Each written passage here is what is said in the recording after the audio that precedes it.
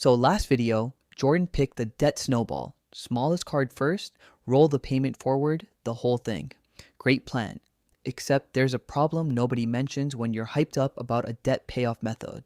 None of it works if you don't actually know where your money's going every month. Jordan technically has a budget. It's a notes app with the words "don't buy coffee" typed in it from 4 months ago. That's not a budget, that's a warning label. So today we're building an actual one from scratch using Jordan's real numbers in a way that doesn't require Jordan to become a different person to stick with it. Let's go. Quick recap if you're new.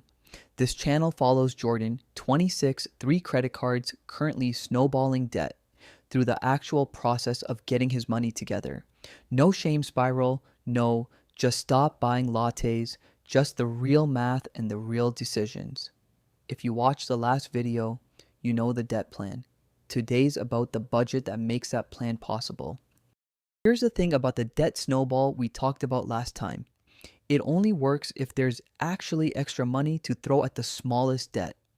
And Jordan doesn't know if there's extra money because Jordan has never actually written down where the money goes. He just knows it's gone by the 23rd of the month, which coincidentally is also about when the existential crisis starts. Most people think budgeting is about restriction, cutting things out, feeling bad about spending. It's actually the opposite. A real budget is just information. It's a difference between guessing and knowing. And once Jordan knows, the debt snowball actually has fuel instead of just good intentions. There are 3 budgeting methods that actually get used in the real world, so let's speed run them. Method 1, the 50-30-20 rule. You take your take-home pay, 50% goes to needs, rent, groceries, minimum debt payments, utilities. 30% goes to wants, eating out, subscriptions, fun money. 20% goes to savings and extra debt payoff. It's simple. It's a good starting point if you've never budgeted before, and it doesn't require tracking every single purchase obsessively. Method 2, zero-based budgeting. Every single dollar of income gets assigned a job before the month starts. Rent, groceries, debt, savings, fun money until your income minus your assignments equals 0. Not $0 left because you're broke. 0 because every dollar has a purpose.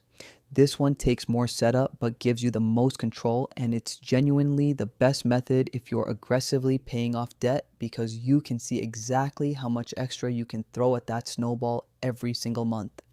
Method 3, the envelope method. Physical or digital envelopes for each spending category. And when the envelope's empty, you're done spending in that category until next month. This one's less about the math and more about the psychology. Some people need the hard stop of an empty envelope more than they need a spreadsheet telling them a number. For Jordan's situation, 3 credit cards, actively snowballing debt, wants to know exactly how much extra he can throw at that smallest card. Zero-based is going to give him the most control. So that's what we're building. First step of any real budget, stop using your salary number and start using your actual take-home pay. What hits your bank account after taxes, insurance, retirement contributions, all of it. This trips up almost everyone starting their first budget. Jordan makes $52,000 a year on paper. After taxes and health insurance, what actually lands in his account is closer to $3,300 a month.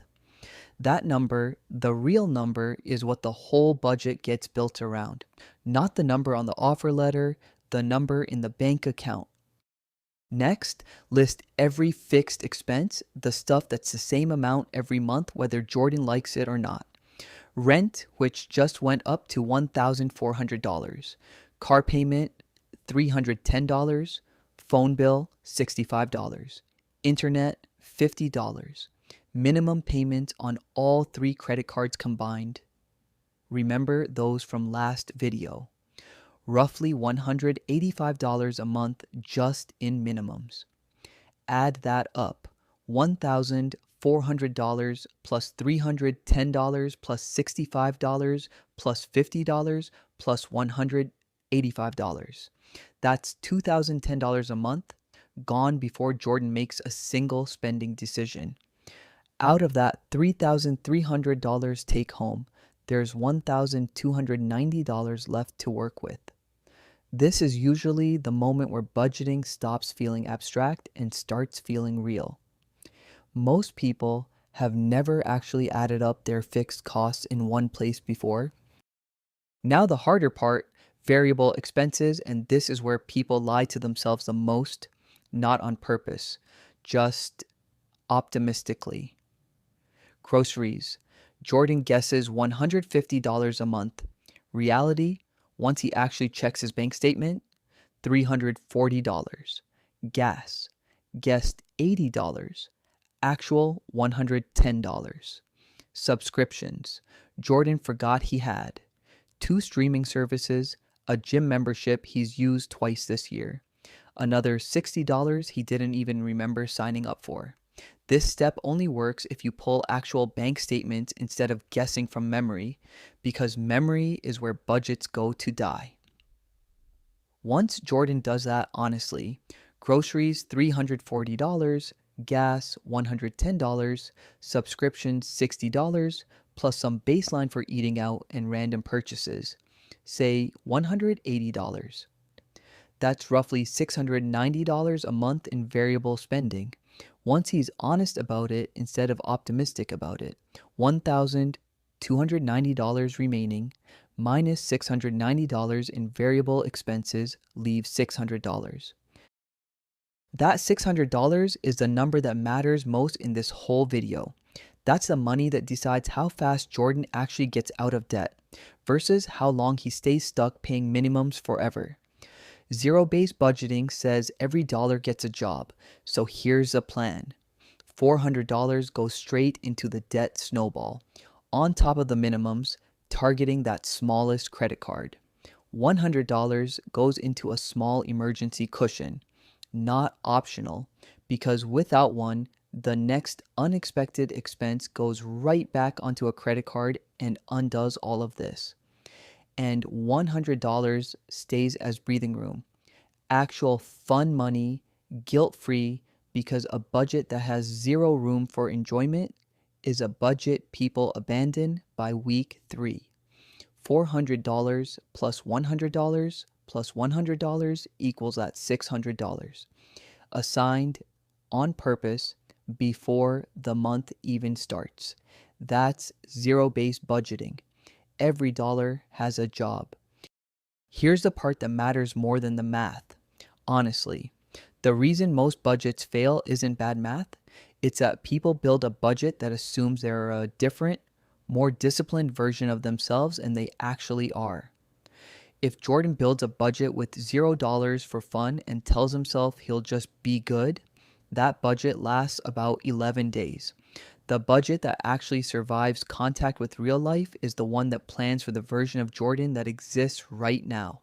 Someone who wants to get out of debt but also wants to get takeout sometimes without a spiral of guilt about it. This is also why checking in weekly matters more than checking in once a month. A 5-minute Sunday night check, did I stay close to these numbers, catches small drift before it becomes, well, the month's already ruined, might as well. Budgets don't fail in one big moment. They fail in 100 small ones that nobody caught early. Quick list of the mistakes that sink most first-time budgets. 1. Building the budget around your ideal spending instead of your actual spending. Check real bank statements, not vibes. 2. Forgetting irregular expenses, car registration, annual subscriptions, holidays, that don't show up every month, but absolutely still happen. 3. Giving yourself zero fun money, which basically guarantees quitting. 4. Not adjusting the budget when real life changes. A budget built in January should get revisited when rent goes up in June, not abandoned entirely. And the big one, treating the first month's budget as final instead of as a first draft. Nobody's first budget is perfectly accurate. The point isn't to get it perfect immediately, it's to get honest information and adjust from there. So here's where Jordan lands: real take home pay, real fixed costs, an honest look at variable spending, and $600 a month with an actual job. Most of it going straight at that credit card snowball from last video. That's the difference between I should really pay off my debt and an actual plan with actual numbers behind it. If you've been putting off building your own budget because it felt overwhelming, this is really it. Take home pay, fixed costs, honest variable spending, assign what's left a job. That's the whole method. If this helped, subscribe next video. We're talking about what happens when an unexpected expense hits this budget and how to handle it without blowing up months of progress. See you then.